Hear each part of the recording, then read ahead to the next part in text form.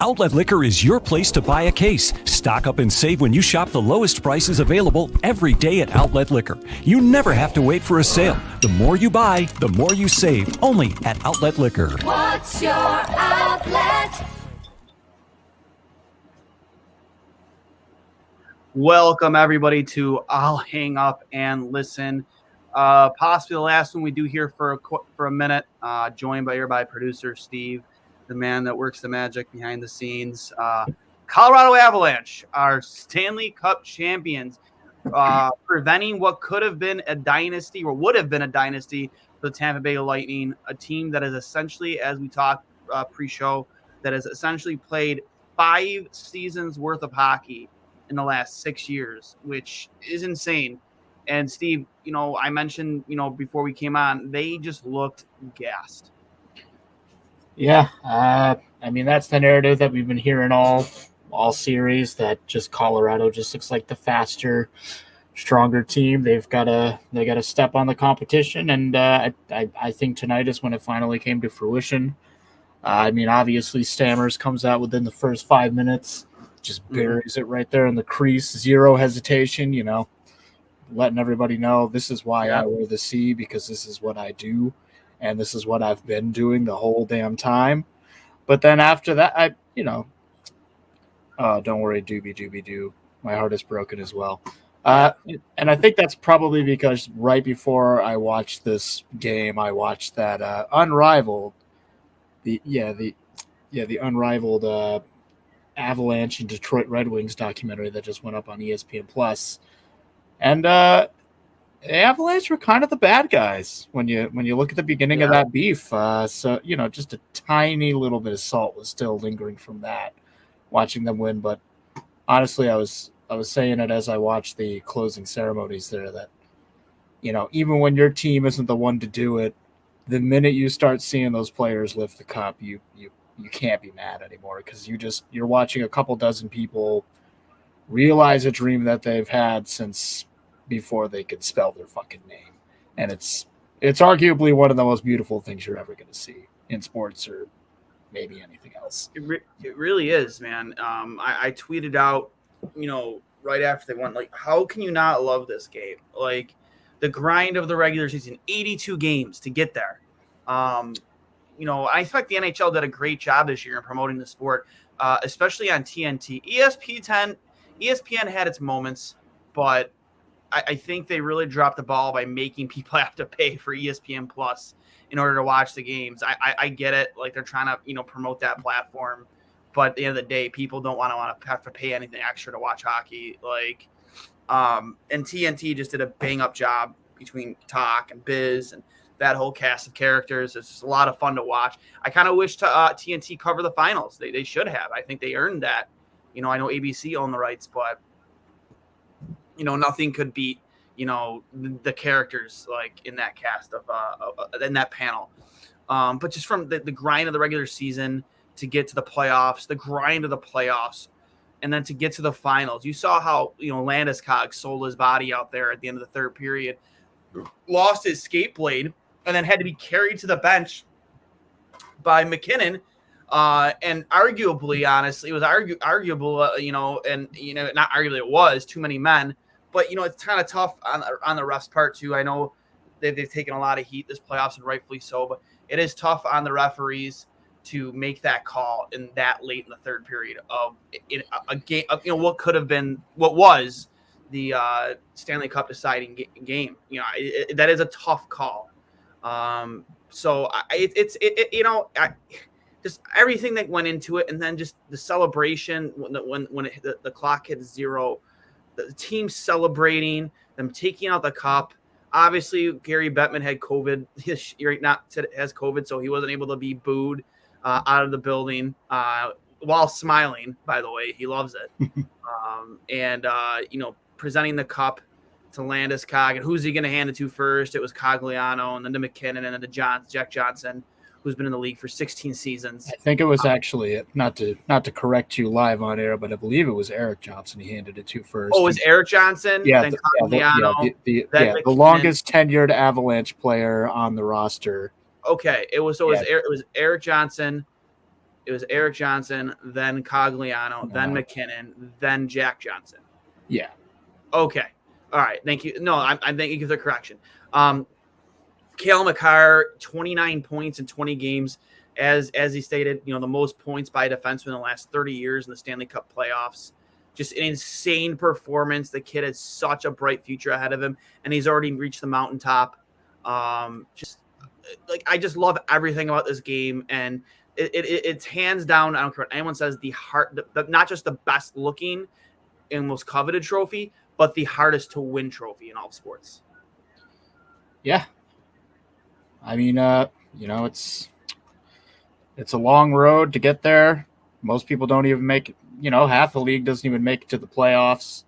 And what do we got here? Doobie-doo-doo. We can't go down that road because then we could start asking ourselves if Nashville has UC Soros to play, does Colorado sweep them?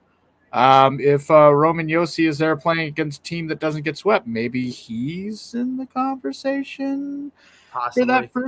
For that first piece of hardware, because I mean his numbers were, just on paper better than Cale Makar's. I mean he's not the same young stud star that Cale Makar is anymore, but arguably no defenseman has put up numbers like Roman Josi did this year in decades, plural. It's ridiculous. So I mean, if you start going back that far and asking, the woulda, coulda, shoulda, what if game, you're gonna give yourself a headache. So I try not to do it, especially with series like these. What if they caught Brett Hull's foot in the crease? Let's go back that far and talk about that. But I mean, come on. But yeah, I mean, ultimately, I hate the expression, but it is what it is. And what it is the Colorado Avalanche are our champions. The Tampa Bay Lightning, through hell or high water, did everything they could to not make that happen, and they just ran out of gas. Colorado had that extra step, and they did it. I even mentioned it to you, before the show, that their first real good chance of the third period, that Kucherov one-timer.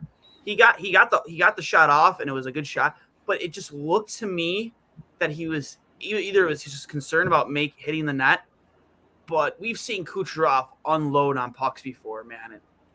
He just looked like it took everything he had to even get that shot off and on net. He just looked tired. And I remember like a minute or two before that, they showed Kucherov on the bench and his head was literally down between his hands and he just was gassed, man. You just see the sweat pouring off his body.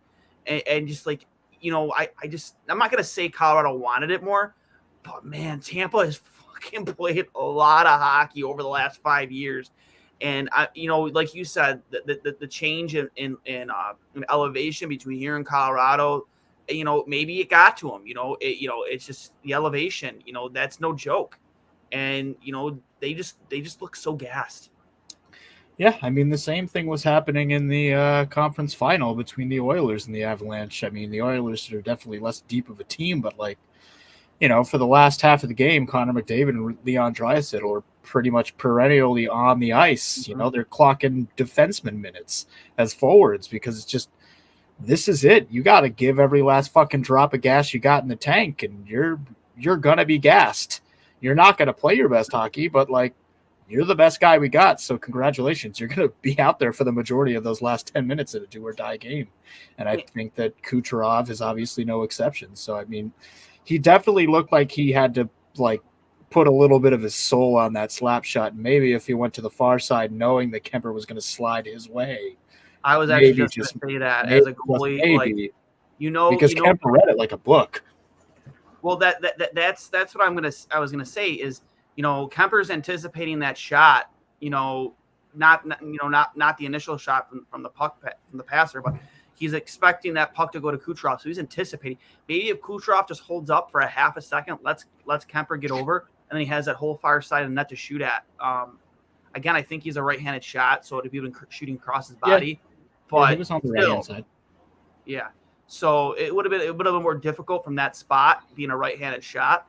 But again, you're gassed, you're tired, you're just worrying about getting the puck on that. I just don't think. I think if that's 10 games ago, that's going in the net. You know what I mean? Just the other night we had a big ripper go wide off post, straight in, bang on. Yep. Zero hesitation. Yeah, I mean, you could break out your protractor and calculate every last bounce, and maybe it was just moving like 5 miles faster, or maybe if it hit the boards just like this. Yeah, it's a game. It's a game of seconds and inches, and I guess Colorado just had the better seconds and better inches, and it goes without saying, but I'm going to say it anyway. Absolutely no aspect of this loss can be rested at Vasilevsky's feet. That guy's a fucking machine. He played his freaking ass off. He was on all night. They just beat him twice. And to only get beat twice, that's a pretty good average game for any NHL goaltender. Which I guess for Vasilevsky, when we're used to seeing him just completely shut it down in elimination games, is atypical of what we're used to seeing. But it's par for the course for what you would want from a good goaltender. 2 goals max. I don't want to see any more than that. Yeah, that's again, no aspect of this loss can be chalked up to like a truly horrendous play or anybody not putting in their all. They put in their all. It just wasn't enough for once. I love this. This guy's a loyal listener. Paramat Pitchers, a buddy of mine, Matt. If Bettman really liked to be booed, he would have done the Vince walk. Yeah, you're not wrong. Tell me how ESPN cut the Landeskog interview the very second Makar was about to lift the cup. They're idiots, man. ESPN sucks. I did find that kind of funny. Yeah. Like the guy who won the Conn Smythe, you just give him his moment. Tampa window closed for a bit. They have some cap issues coming up. I wouldn't say it's closed. You still have Stamkos. You still have Kucherov. You still have Vasilevsky. I think they need to install some youth for sure, some speed. Yeah. And I mean, we saw quite a bit of that youth. If you spent any time watching the AHL, watching the Syracuse Crunch go up against him, they got some good guys in their system. They're no one incredible, but they're not bad guys. But I mean, realistically, when you look at what they have to do in the offseason, granted they're $2 million over as of right this second, but realistically, the only people that aren't actively on a deal right now are Riley Nash. I didn't really see him sticking around. Nick Paul. And then the big one, Andre Palat. What do you do with Andre Palat? I think Palat's fun. And then Jan Ruda. So, if somebody in this current equation can move to make room for Palat or something, or if they just move Palat entirely, then they can pretty much go into next year with more or less the exact same lineup. But I mean, first they obviously got to free up that $2 million or send somebody down. I think this is also calculating in Alex Barré-Boulet, who I think could have actually been claimed by Buffalo claimed him for like a split second and then let him go again. Yep. He was actually pretty good for the Crunch, honestly. That said, I mean, obviously they're not in a good place, but they're definitely in like nowhere near as terrible of places you would imagine for a team way over the cap. Like, they're not looking at the fucking shit show that the Minnesota Wild are looking at with both of those. What's that? The Zach Parise, Ryan Suter, $6 million to $7 million penalties for the next 2 to 3 years. That's going to be a fucking nightmare to navigate. Thank God they, inked the deal on Kirill Kaprizov when they did, because when that deal is up, they'll be paying more like $800,000 on those 2 contracts. So at least they sealed up that star player real quick. But I don't know. It's tough to say. I could see Tampa doing it. They've always found a way. That's the thing with Tampa Bay Lightning.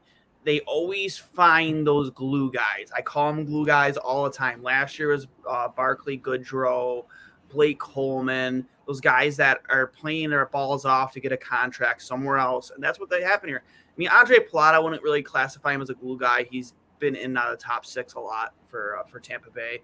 But you look at Nick Paul, for instance, Ruda, like guys who have scored big time goals for them. Like, Nick Paul is going to get paid this off. I'm not sure if it's a UFA or an RFA.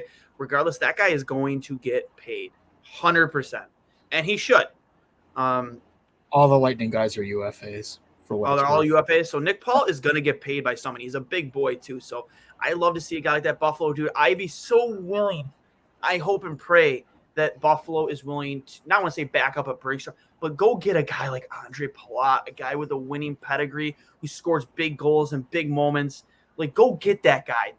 Get that guy in this locker room. I would love nothing more than that. Yeah, it's got to be an interesting question because, I mean, we keep seeing the quotes that they're not just looking to shore up their D-line, which is obviously what we've been clamoring for. They've got their eyes on both top 6 and middle 6 forwards, which, of course, as a J.J. Paterka stan, makes me very concerned where he falls into place in this future lineup. Yeah. Because if there's only room for one of those two dudes in the AHL, it's got Jack Quinn's name all over it. Even though technically J.J. Paterka had better numbers this season, Jack Quinn's just his ceiling is too high. So yeah, it'll really be interesting to see how that all shakes out. But yeah, I mean, there are a lot of interesting names being floated around, and the draft's in a week. Yep. Draft's in barely 2 weeks. Not to take the shine off, obviously, the Colorado Avalanche, but looking at our future and comparing it to Colorado's and Tampa's, we have two first overall picks, other first rounders, high prospects, and a few established vets. Can we make a cup run in, say, 3 years? I would say they're going to be an established playoff team, I'd say, in 3 years. I don't think that's really out of this world to saying. But I don't know about cup run yet. But it's possible. It's possible if they keep building the correct way. Avs parked the bus in the third. Tampa couldn't get anything going. Hats off to them. It was the best 2 teams in hockey. Enjoyed the series as a whole. Is it draft day? Yeah, I agree, Josh. By the way, gonna get you your goat Hasek swag here very soon, just so you know. I agree, man. Like, it was like watching almost 90s style trap defense by the Colorado Avalanche. And I think Tampa only had 1 shot halfway into the third period, which is insane when you think they're like, it's desperation. Do everything you can, get bodies to the net, get pucks to the net. The fact that they kept that team to 1 shot halfway into the third period of an elimination game for the Stanley Cup is insane to me. From Chris Sturrock, congrats to the Avs, 3 for 3 in Stanley Cup Finals. One of these days, boys, we are going to have our moment in the sun. Hell, I watched in person the Colorado Mammoth beat our Bandits, Buffalo strong. Thank you, Chris. Got another guy pretty loyal to the program. 100%, man. Like, our day is coming, man. It's going to happen. You just got to be patient. And as Sean McDermott, patented here in Buffalo for Bills Mafia, trust the process. We have to trust the process. Whereas in past, we've tried to speed up that process by going to get high-end, making high-end trades, signing free agents, and it just didn't work. The certain glue guys really weren't in place that you've seen in the blueprint from teams like Chicago when they were winning cups, Tampa Bay now, LA when they were winning cups.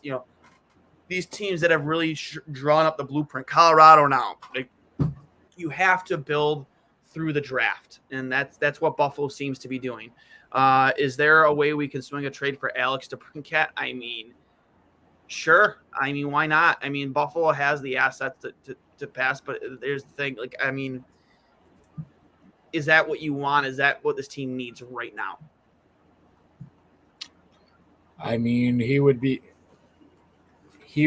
a very nice addition to the right-hand side of the ice.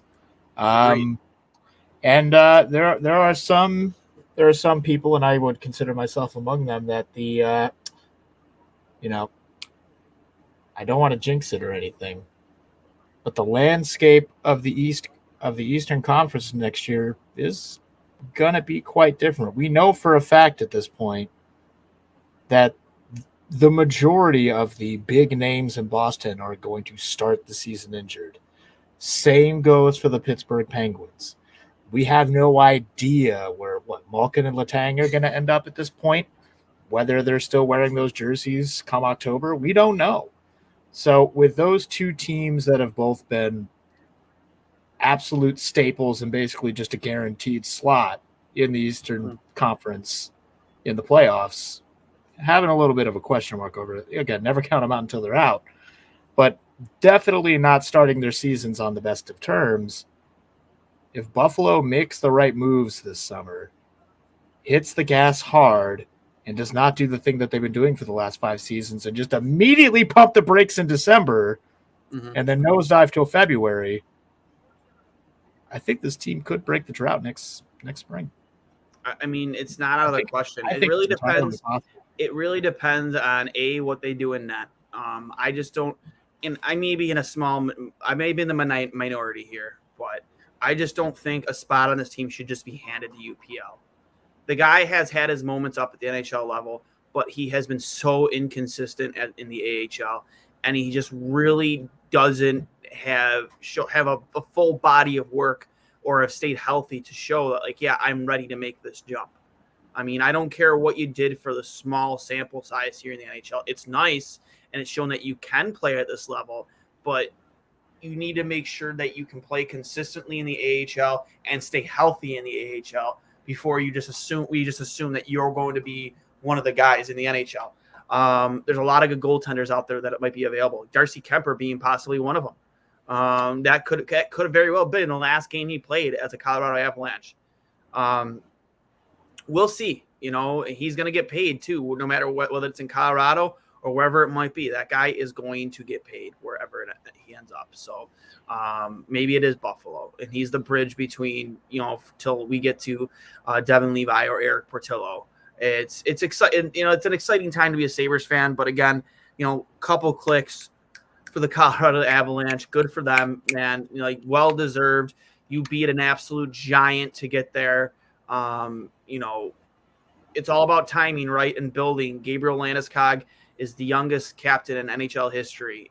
Before that, I believe it was Stevie Y, or maybe it was Sid. I don't know.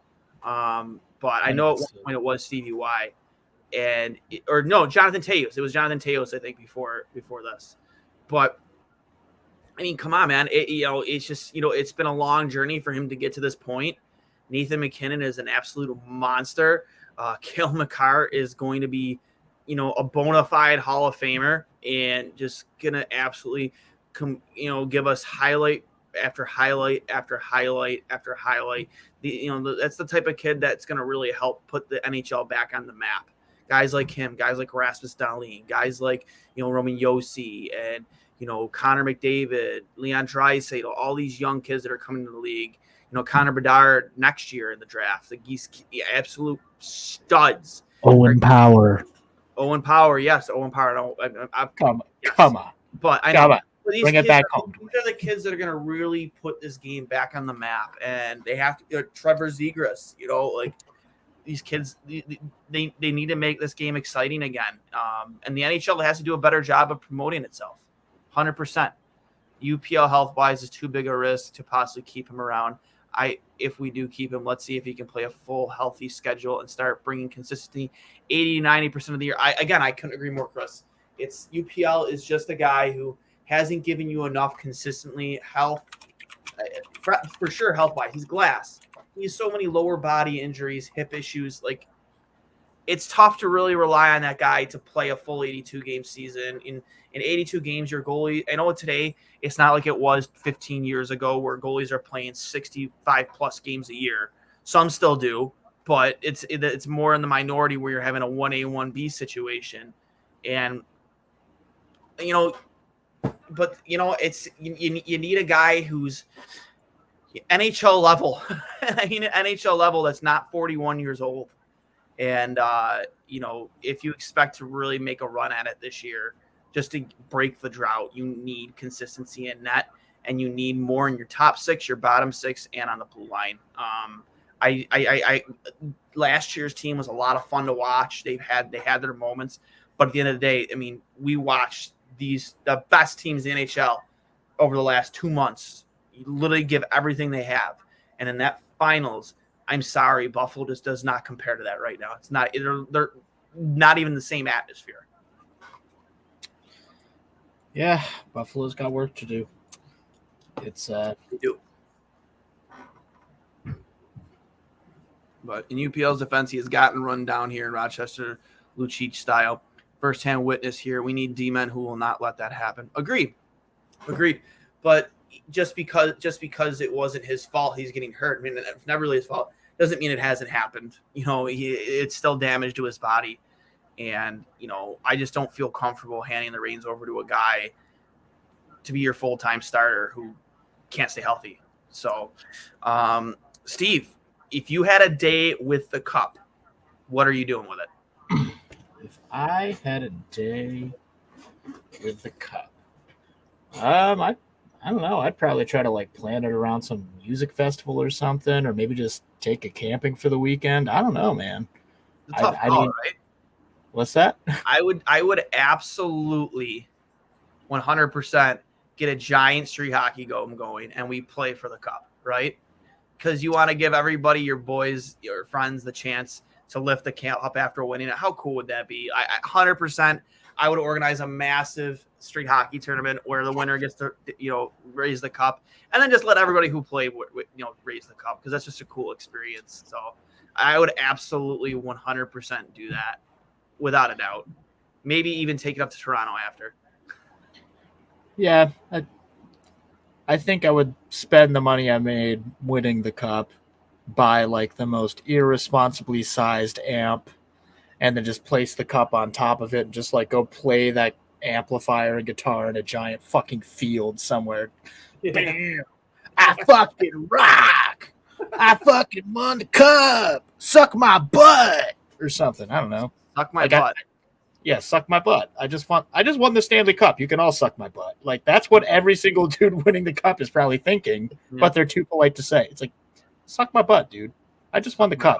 I just won the hardest trophy to win in the fucking world. Producer Steve, hashtag suck my butt. You can eat my farts. I love it. Me, like I said, it would be a giant street hockey tournament. Favorite moments from this season? Sabres and non-Sabres. Well, I mean, favorite moments Sabres-wise. All the times that Darlene has broken people's ankles just playing Darlene-style hockey. The Alex Tuck empty netter goal after beating Jack Eichel at home in Vegas. That's up there.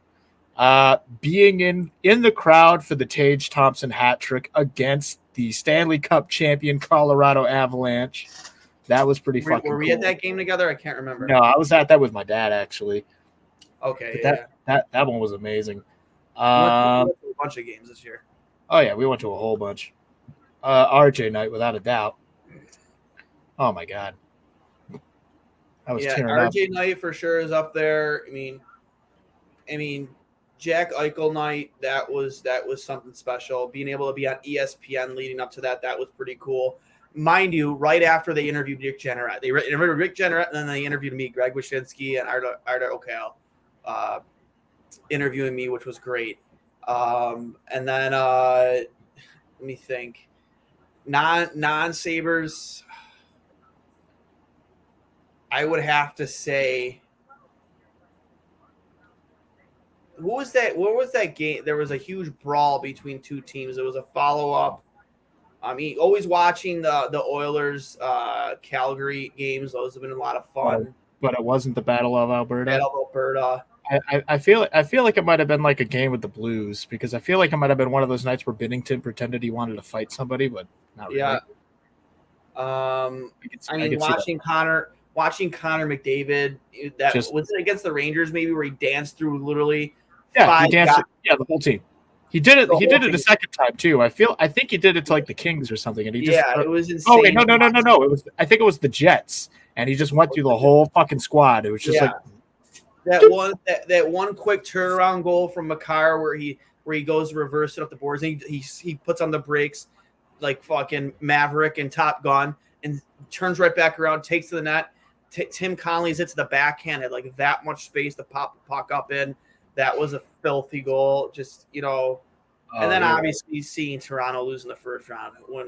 Chris Durik's already on it. NHL moment. Leaf going 5 years in a row, losing a winner-takes-all game in the playoff series. Leafs going 5 years. Yeah, he's already on it, man. Who doesn't love that? Dewey crying in the group chat every single time the Isles lose. That was pretty fun. Right? That's great. Just him having an fucking- absolute meltdown. Like, it was like October, November. It's like, this team's freaking unstoppable, bro. We're going to lift the fucking cup this year. And then by February, he's like, I've never known joy. Yeah, right. It's Touching great. grass won't even help. Right. I hate everything. Is this how you guys feel all the time? Yeah, right. Fuck. It sucks. Buddy, get on our level. You don't even know pain. You don't even know pain. I'm sorry. There's not enough free breadsticks in the world from the Olive Garden to make that pain go away, my friend. Not enough wings in the world. Congrats, Stan Kroenke, on winning 2 championships in 2 different leagues with the Rams and now the Colorado Avalanche. Yep, the owner of the Avalanche is also the owner of the LA Rams. Congrats. That is pretty cool. From Rakeem Davis. That's pretty dope. Maybe, hopefully the Pagulas are the next, right? You know, they have an opportunity with an up-and-coming Sabres team and a Super Bowl favorite Buffalo Bills team. We'll see what happens. Maybe some point down the line. That would be great. Maybe not in the same year, but eventually. That's the hope, at least. Yeah, it's been one hell of a year. I've enjoyed doing these post games. Last year I did a lot of them by myself. I try to get more people involved. Steve, you've helped a lot. So I thank you for that. You know, obviously we have the draft here in a couple of weeks, which, you know, that's probably the next time we'll be talking. You know, leading up to that, we'll do a few episodes of Two Goalies with Mike, try and get some relevant faces on for that. And, you know, like we did leading into the Jack Quinn draft. We had a lot of OHL coaches on with us to talk about, you know, some of their players that were projected to go high in the first round. And, you know, we have Jack Hughes, not Jack Hughes from the New Jersey Devils, but Jack Hughes from Northeastern University. He's agreed to come on with us. He's a first round prospect in this year's draft. Could fall right where the Sabres pick at 16 or at, was it 28? We'll see. Yep. He could 9, be 16, and 28, provided that we hang on to all 3 firsts. We'll see what happens. We now know where Colorado's drafting. I mean, you know, now we might be sending one out to Chicago for the Brinkcat in a package. I don't know. We'll see what happens. But I got nothing left, Steve. It's been one hell of a ride this season. Obviously, we're closing in on midnight here. I don't want to keep everybody up too late. But any final thoughts? Yeah. I guess.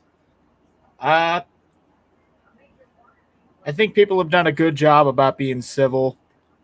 You know, a lot of shit's been going wrong on the internet, particularly Twitter. It's been a hellscape. But when it comes to fandom and sports, I feel like we've kind of like learned to not call each other a bunch of whole hateful bullshit over something as, at the end of the day, this is a children's game that people get paid $1 million to play. Let's dial back our hatred for one another, strangers on the internet, over a sport.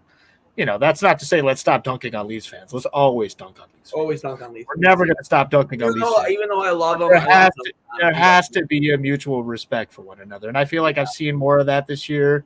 So to all of you out there that are posting fun Sabres memes when your team's finally winning, but also not being a fucking shithead about it, thank you. We don't want to have that reputation of just being the shittiest fans in hockey. We'll leave that for insert franchise here, the Rangers. But that said, the Rangers fans are so unbearable. Sorry, Cheeto is untouchable. Kako is untouchable. He got scratched in an elimination game, but he's fucking untouchable. Okay. Yeah, couldn't possibly trade him for Jack Eichel. Whoa. Does he? If in a trade, it's hard to imagine that he's with the Rangers next year. It really is, because he's got to feel pretty. He's got to feel pretty disrespected after that. If I'm him and I'm his agent, I want out of New York fast, because that is just mind blowing to me. Especially, he has come a long way this past season. He's probably developed in one of their better 200-foot players, all around players. He doesn't light it up on the score sheet. He's never going to reach that potential of being the second overall pick, but he's turned into a very good hockey player. And for them to scratch him, you know, in that game, that was mind blowing to me. And I didn't understand Gallant's like game plan there with that, but it clearly didn't work. Yeah, I mean, particularly because it was a known fact that Strome was basically operating at like 20% capacity. And it's like, and if you know that, you can't make the choice to play a 20% Strome over a guy who's healthy but not that offensively dangerous. Like, the kid line wasn't doing half bad in the playoffs, but I don't know, man. I mean, they made their bed and now they're sleeping in it. I mean, Igor still got his Vesna, so he doesn't care. Yeah, So, pretty much. I mean, good for him, but I mean, no one else got any hardware this summer, and they were hoping to get some hardware. But yeah, thank you for being nice people on the internet. I know how easy it is to just get into that negative territory. We don't need to do that. Let's be better than that. Let's be cool to each other all summer, next year. So that way, if and when the Buffalo Sabres are hoisting the Stanley Cup over their heads, people aren't just hating on us in the comments. They can just be like, damn, this city's been waiting for it for half a century.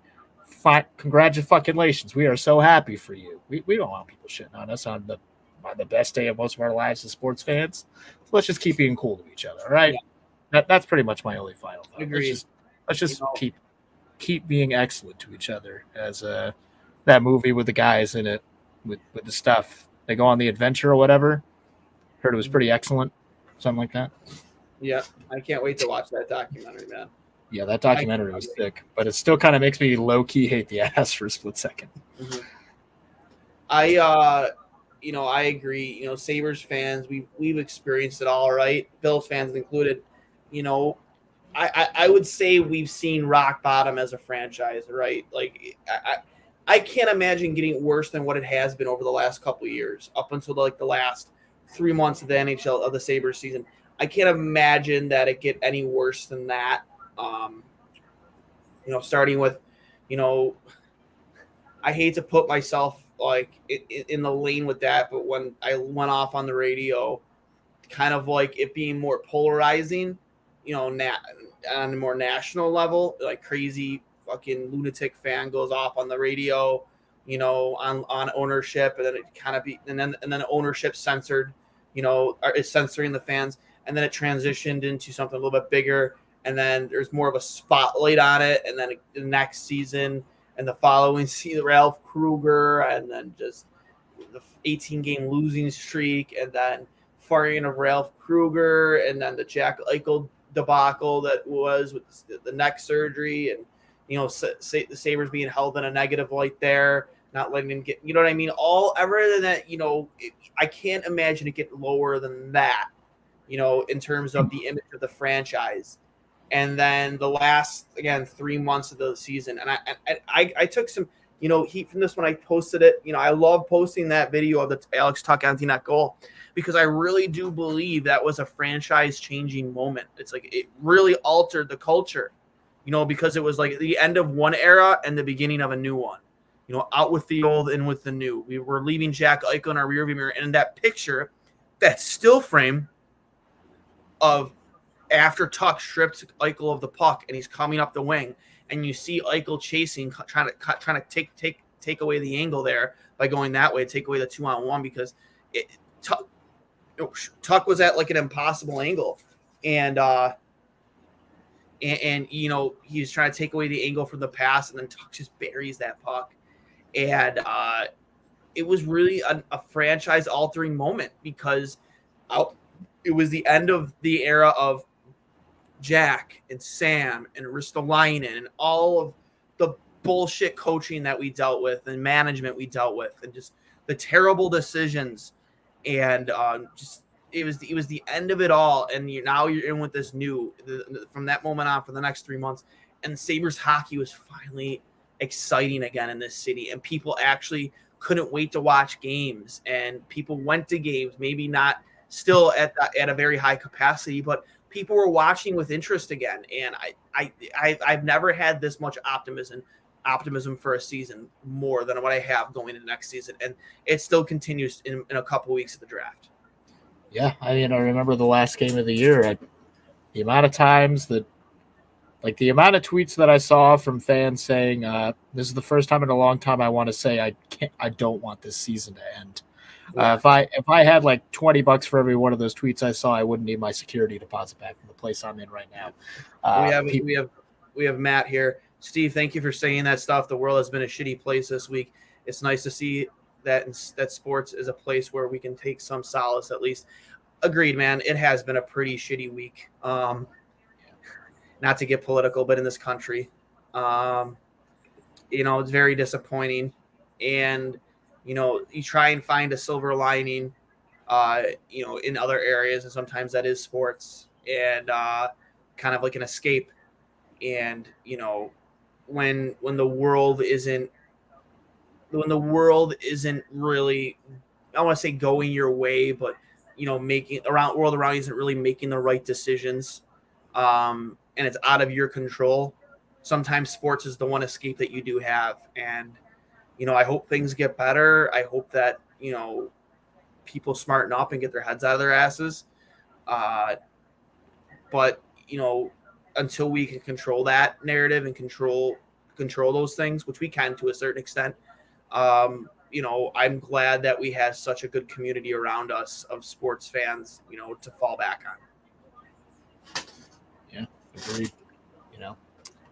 This is supposed to be one of the few places we can just try to, just be decent to one another. There are so many avenues of life where it's just bad and it's designed to be bad, and you're not supposed to feel good about it. So, again, this is supposed to be entertainment. This is supposed to be released. This is supposed to be fun. Again, it is a children's game that grown men get paid more money than any of us will ever see in our lives to play professionally.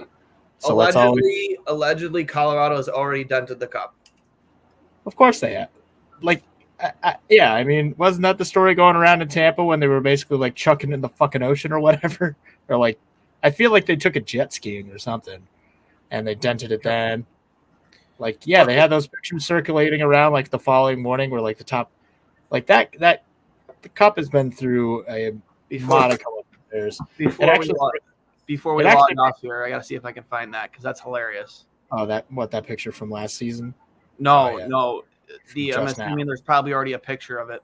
All right. Probably on Twitter somewhere. So give me a moment here, and I'll try and bring it up before we log off here. Well, I guess I'll do another thing too I wanted to show is during that last TV timeout, Nick Kiprios tweeted out a photo of both benches, and Bednar had the entire team surrounded him for like over a minute, and they were talking, and that was not happening at Tampa Bay's bench. It was a tale of two teams, a team that was gassed and just didn't have it, and then there was a team that was willing to lay their bodies in the line to do whatever it took to win the cup.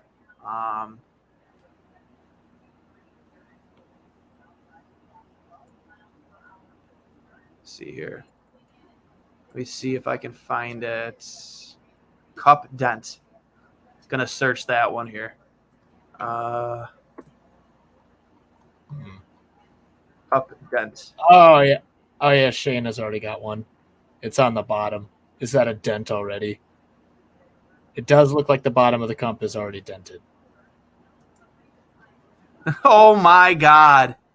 Colorado Avalanche had the Stanley Cup for about a whole 5 minutes before they put a massive dent in it. Again, my God. Hold on. This is great.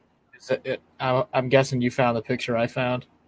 No, on the video. Hold on. I'm going to bring it up here in a second. Give me one moment. Oh, boy. This is fantastic. Well, this just reminds me of a story that a band told when they were playing the First Unitarian Church in Philadelphia. If you've never been, they have kind of like what's at this point an iconic like alphabet rug that looks like it would be on like the floor of a daycare, and that's like on this stage where like a myriad of different like punk and hardcore shows happen. And every single time that they play, it's like bands will like remark about how it's so immaculate and it's so clean, and it's like we play venues where it looked like a fucking bomb went off on this stage. How do you keep this thing so clean? And at one point, the sound tech told one of the bands, "We've had like 12 of these rugs. Yeah, we constantly replace this." And to me, it kind of feels the same way with the Stanley Cup. That there's literally no possible way that this trophy has existed this long. It has not been damaged and in need of massive repairs. Yeah. But yeah, get that video up. That sounds hilarious. I'm gonna see if I can find it real quick. Share screen, Chrome tab.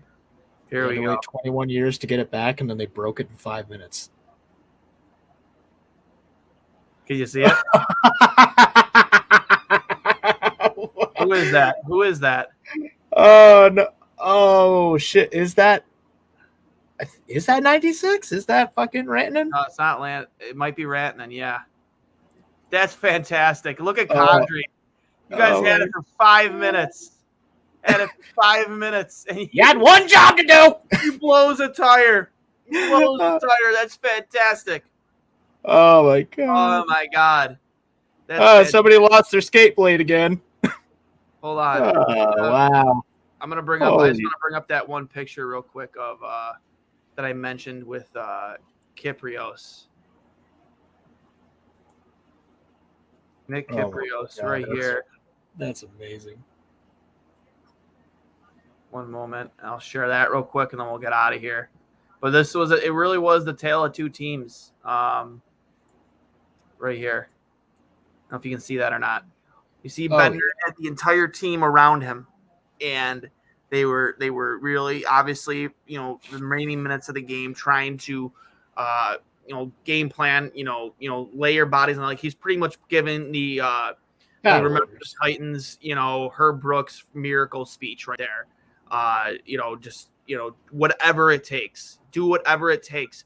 Do not let a single puck get to the net, or that speech they gave in Remember the Titans, where they had the refs against them. They will remember the game, the night they played the Titans. You know what I mean? Like, stuff like that, dude. And you don't see it over there happening in Tampa with John Cooper. Like, he's not rallying the troops. I mean, maybe there was a moment there where he was, but in that moment right there, Kyprios caught a very, very revealing moment there. And I think that was just a team that was so gassed and just ready to fold. All right. Well, we got a correction here from the Dominator 39. That was Abe Kubel, not Rantanen, who dropped the cup on the ice. The deadline pickup from the Philadelphia Flyers, no less. That's fantastic. Of course, it was a former Flyer. Yeah, spends. He was. He was only with the Flyers for 7 games this year. I thought he was a deadline pickup. No, he was with the Avalanche like basically all year. He didn't have a half bad season. McKinnon probably let Ricky hold on to it, and he tripped. Keep remaining strong, Buffalo, and prayers to Kim Pagula and the Pagula family. She gets better in health. Yeah, she is struggling right now. As we all know, she was in the ICU down in Florida recently. A couple clicks for the Pagula family. Hope that they she gets better in health and gets back in the office this coming season. To run both the Bills and the Sabres. So prayers up to them for sure. They had it for 5 minutes. It's Ricky. Come on, not the trophy. It was Nicholas Abe Kubel. Bubbles, Ricky. What? Leave no doubt. Remember the Titans. Exactly, Chris. He knows. Chris knows. He's got to swing by and grab his Hashtag gear too. Thanks. Yeah. A couple clicks for all of you guys who stuck in for us this year, joining us, whether it was at 10 o'clock, 11 o'clock, 12 o'clock, or in a matinee game, late afternoon, evening. Thanks for being there and joining us and making this fun to do. We'll see you in a couple weeks for the NHL draft. But, you guys are the reason why we do this. We're not out here making money like the guys like Biz and over there at TNT and, getting paid to do this. We do this on our own time. And, spit chiclets, this ain't puck soup. Yep. The guys, we ain't got big sponsors. We don't. So, we appreciate you guys always hanging out with us and chiming in and, leaving comments and sharing and, showing us some love. So, we've always talked about it, but the goal is to get some 2 goalies, 1 mic merchandise out there. And, can't wait to get that out for all you guys. So take care. Congratulations to the Colorado Avalanche and Tampa Bay Lightning on a hell of a season. You shouldn't hold their heads, hang their heads. Unbelievable year, unbelievable run. It's not over yet. They're still going to be probably back at it next year. So with that being said, one hell of a year. Congrats, Colorado. And Producer Steve will hang up and listen. You guys have a great night. And remember, get over to Outlet Liquor. the place to buy a case. We'll see you later. See you in a few weeks for the NHL draft. I'll hang up and listen.